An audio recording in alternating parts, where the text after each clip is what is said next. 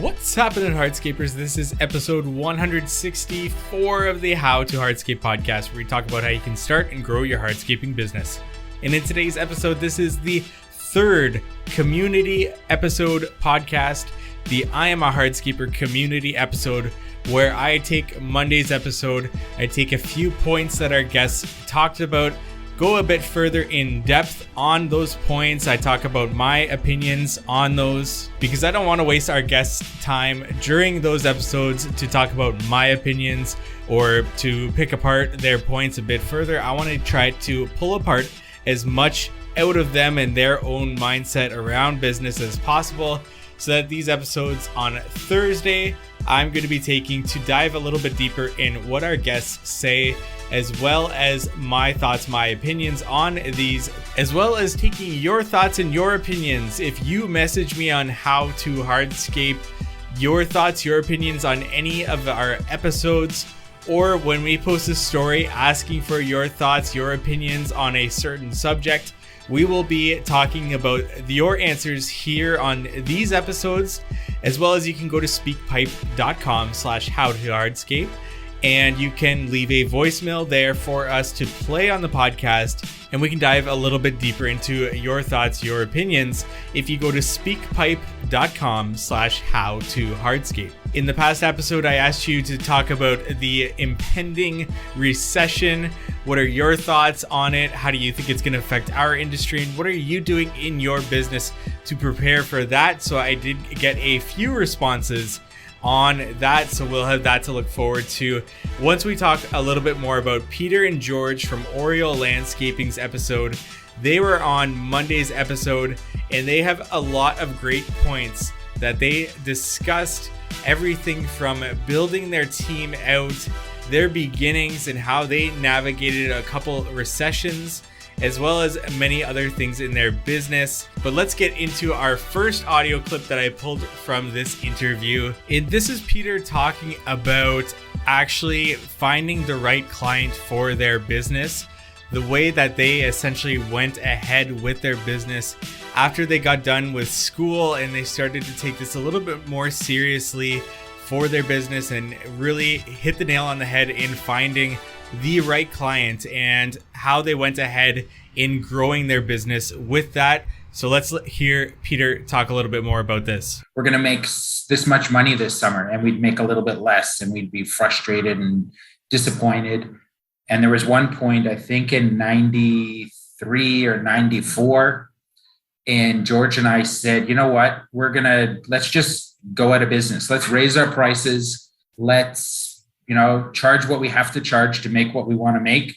And if we don't get work, then who cares? We'll shut it down and we'll do something else. And lo and behold, clients kept hiring us. And the more we charged, the more we could do for our clients, the happier our clients were, and we'd get better jobs. And we realized maybe around the mid-90s that the pathway to success for us was to charge a lot of money and do work for clients that could afford good quality landscaping, and that's much better than the clients that are nickel and diming all the time, for sure. Now that is most definitely the ideal client that you're looking for in your business, the client that's willing to pay for quality as opposed to nickel and diming you to be able to get that work. It might be a little bit more difficult when first starting out your business, but that's the direction that you want to take in order to grow your business for sure. And George and Peter even said that they were willing to go out of business in order to raise their prices to get to that level where they were serving the right clients by charging what they knew they should be charging. And by upping their prices, they put it all on the line and they were willing to lose everything. They were willing to go out of business. And that was the risk that they identified in their business to take in order to go to the next level in their business. And having that fearlessness to be able to take on that risk is an interesting concept in business in order to make decisions in your business to get to those next levels.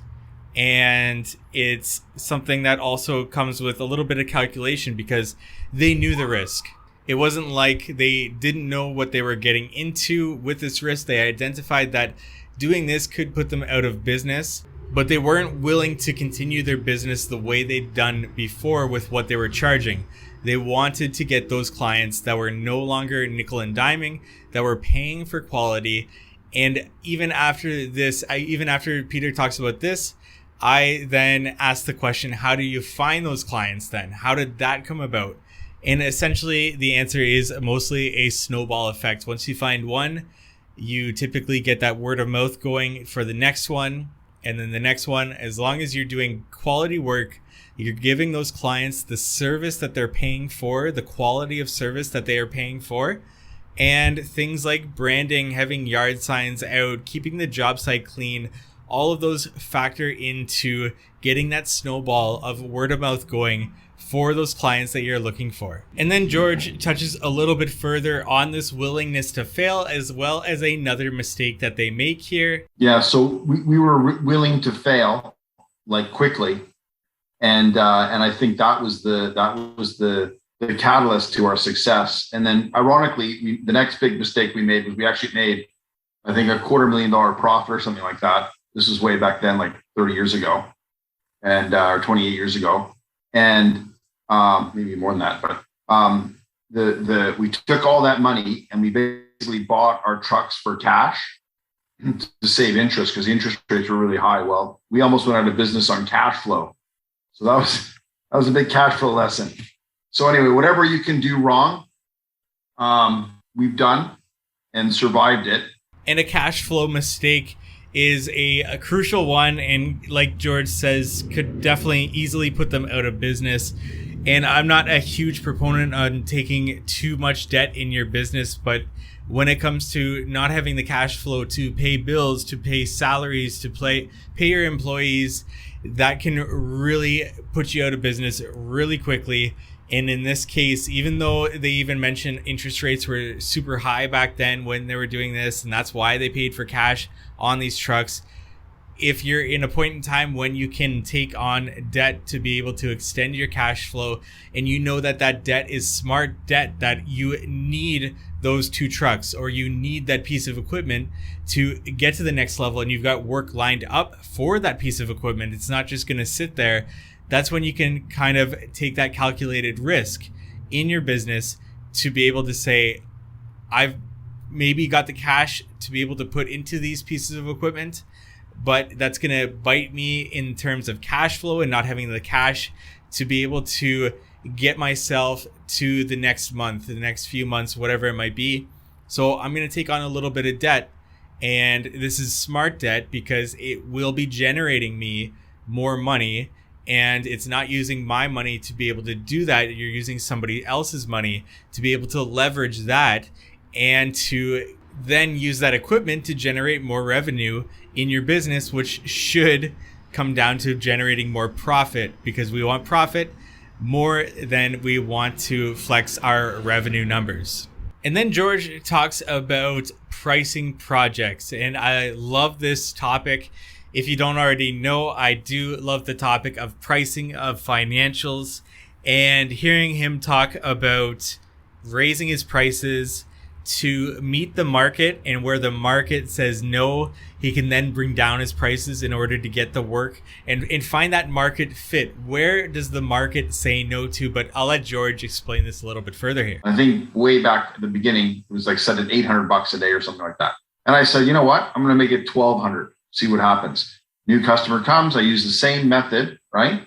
And I didn't understand my costs completely, all those things. And we get the job. And then, you know what? Let's go for $1,500. See what happens. So we had a repeatable method of work, and we would test the market with a standardized price increase. And I think within a year and a half, this is crazy, but we went from like $800 to $2,800. Okay. Same job, same type of job, same network. We stopped getting work like completely, like $2,800. No, like we were done. So we backed it down to $2,500 a day for all that stuff, plus materials. And man, we started making a lot of money. And so fear is terrible. It holds you back. And nothing's going to change unless you try something. So especially if it's continuing the same old thing, like the easiest thing you can do is raise your price. It requires zero effort. And so I love zero effort and lots of returns. So that's what Peter and I did. So George talks about how he found that market fit for the pricing, and he was willing to experiment and to find when clients start saying no. And that's where he knew he had gone too high. He can lower those prices a little bit in order to be able to be in that sweet spot where the market isn't saying no as much as it's saying yes. And he's found what he can charge for his services for the quality of work that he's providing. So there's a lot of different factors that go into finding that market pricing for your business. I like a quote, I think it's by Sean Van Dyke, the author of Profit First for Contractors. And I will definitely butcher it because I am not good at keeping quotes in my head at all. But it goes along the lines of something like, if your closing rate is too high, then your prices are too low. And there's probably a lot of different ways that you can unpack that to be able to counter what he's got to say there. But essentially, that's what that quote kind of complements what George is saying here, where he found a point to which his potential clients started saying no more often than they were saying yes. And he knew he had gone too high in his pricing. But the only way you're going to find that out is if you raise your prices to be able to get to that point. And I don't like saying raise your prices because you don't understand why you're raising your prices. I like to unpack that a little bit further to find out what costs in your business are you raising in order to provide a better service for your clients that allow you to charge a higher price. So is that a matter of you need to charge more because having a certain piece of equipment will allow you to get the job done faster, which improves the client experience? Or is that a matter of if we charge this amount, we can then hire an office administrator that could keep in touch with clients and make sure that they're happy all throughout the project, prepare them for the project, whatever that might be, or pick up phone calls whenever they come in instead of ignoring every single one, because that provides value to our clients. So why are we raising our prices and what are we going to do with that money? So I'm a big fan of knowing our costs in our business first, and then finding that market-based pricing and then adjusting to meet that pricing. But we need to recognize that also market pricing will change based on supply and demand in the market, which brings us to the next topic of a possible recession and what that might look like in our industry. Now, I've talked about this in a past couple of episodes, at least the last Thursday episode, my thoughts, my opinions on a recession in this industry and what this may look like at this current point in time, 2022, about midway through the year. And personally, I don't think our industry will be hit as hard as a recession than when compared to other industries.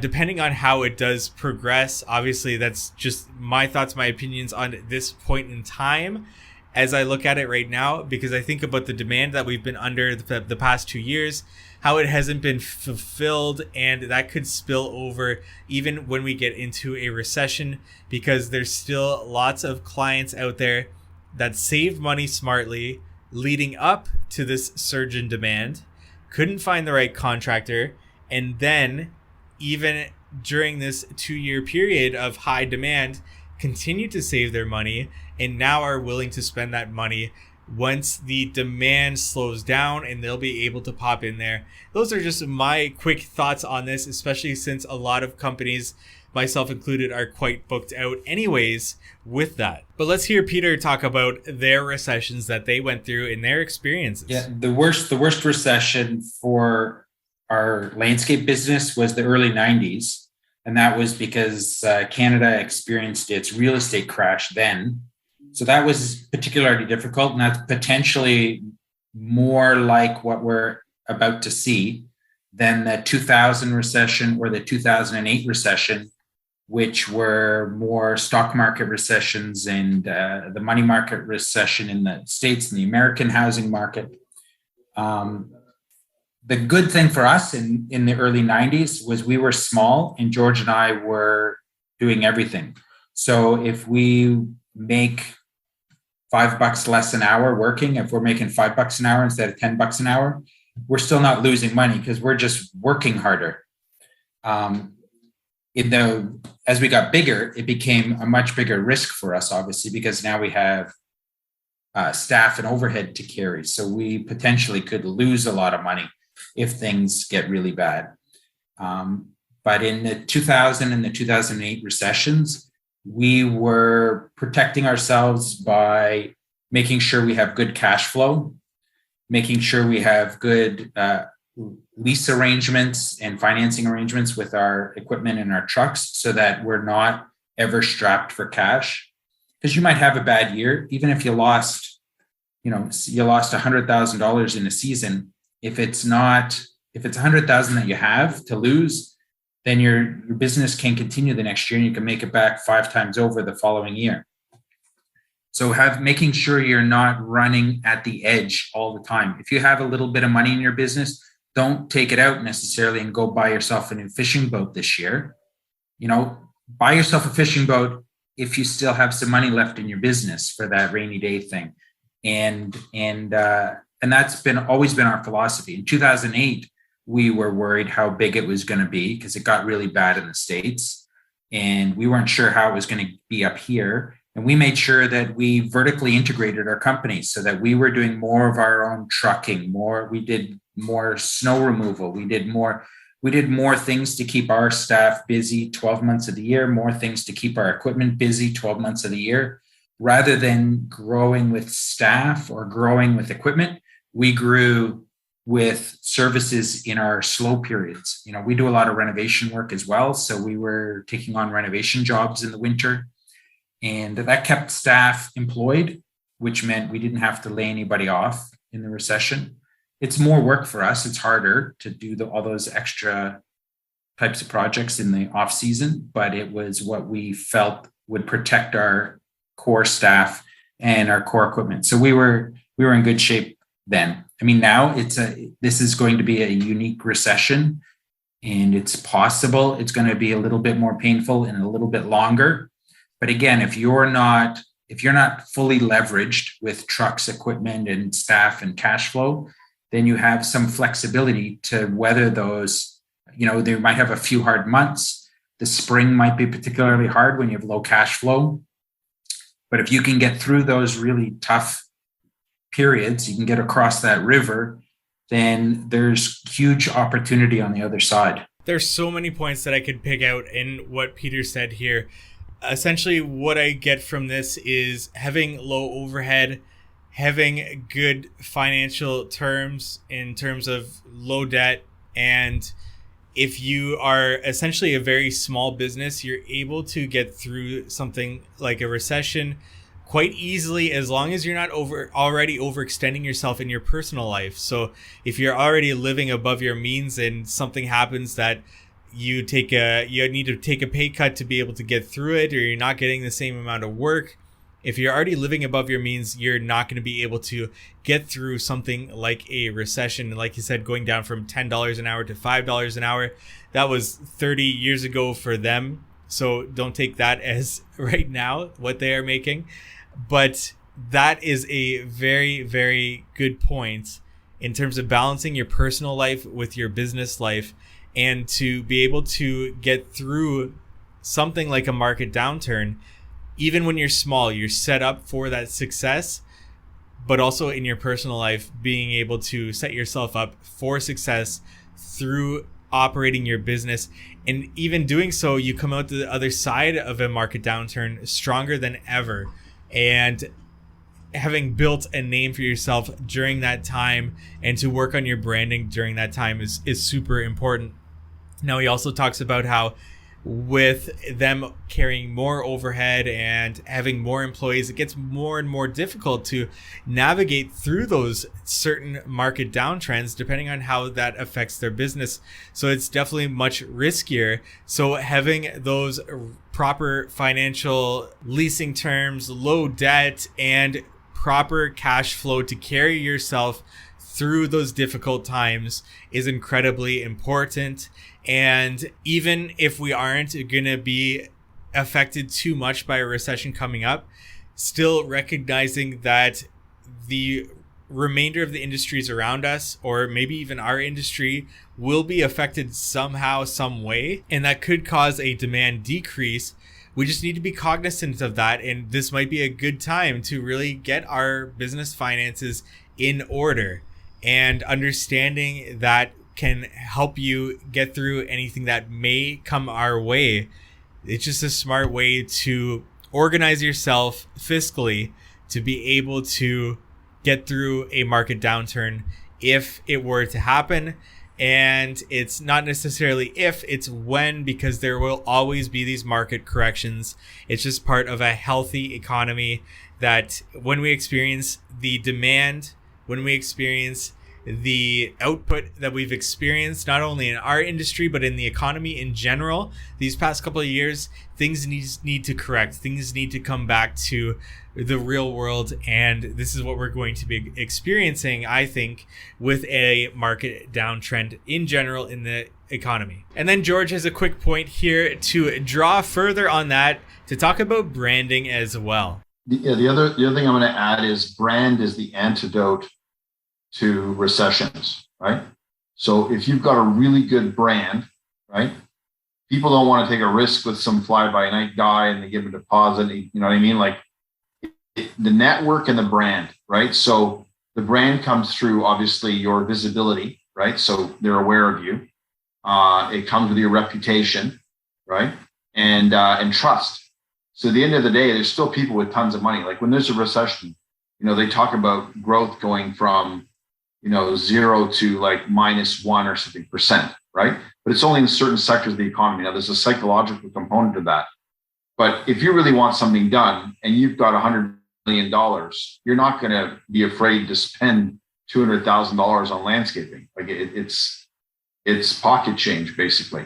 So the question is, why are they hiring you instead of the other guy? Well, most people in the 1%, which is who we like to work for, they don't want to lose, and they'd rather pay a bit more to get it right the first time. And I think that perception, even though some smaller company could do it, perhaps the perception is I'm going to go with the brand. And it's ironic, like in 2008, they had the Mercedes-Benz guy on TV, and he said people can't afford to buy cheap. So, wow, that was a great line, And so in my head, someone's always buying the best and paying a premium, and there's value, right? Like I have an iPhone, I paid a big premium for it, and I wouldn't switch anymore. I'm just loyal, and they got me. So the UX is great, and it's the same thing with landscaping and everything else. Brand is massive, right? So very important to do great customer service, because the referrals are the secret. Like we spend our marketing is on HR. It's not on getting work, because our brand is so strong that the referral system is so strong, it self-perpetuates itself. As long as we do good work, we do great after service, we're going to get more work, because people are not worried about whether I'm, $500 more, $1,000 more. They're worried about whether I'm going to show up and do a good job and then take care of them afterwards. So I think that's one of the biggest secrets, is to never neglect the brand. That's huge. There's so many different aspects of building a strong and successful business, and branding is one of those things, like George spoke about here, that really helped them get through recessions. That brand building comes down to a lot of different factors in your business, but I want to specifically talk about the quality of service, like he mentioned at the end there, the quality of service that you provide your clients before, during, and after a project will really help set a foundation for your brand and help to control how and what people speak about your business to other people, and controlling that word of mouth.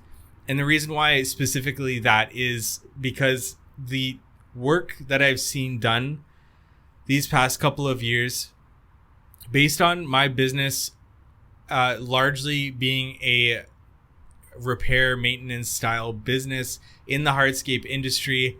That's what I've become known for. That's what a lot of my leads still are, even though I'm working on getting more into the design build space. I still get a lot of repair type work. So I see this work that's being done, and because all of the great companies are booked up solid, a lot of the demand has spilled over to less experienced companies. And the work that I've seen done really leads me to believe that those types of companies that are doing poor quality work because they're getting in way over their head with these projects will not stand the test of time. Their brand is really tarnished. The number of pool projects that I've seen this year in particular, that the contractor, the homeowner couldn't even get hold of the contractor anymore.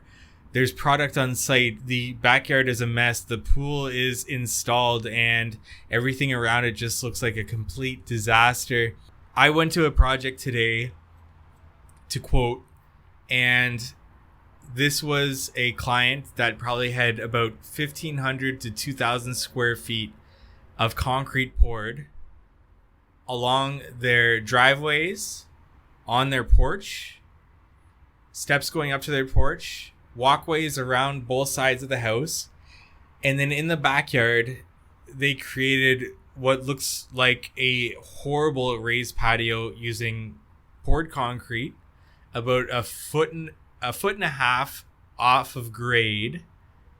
It's so bad, the work that they've done. The lines aren't straight, and not like unnoticeably straight to a homeowner's eyes that may not necessarily be too in tune to that, but like horribly crooked.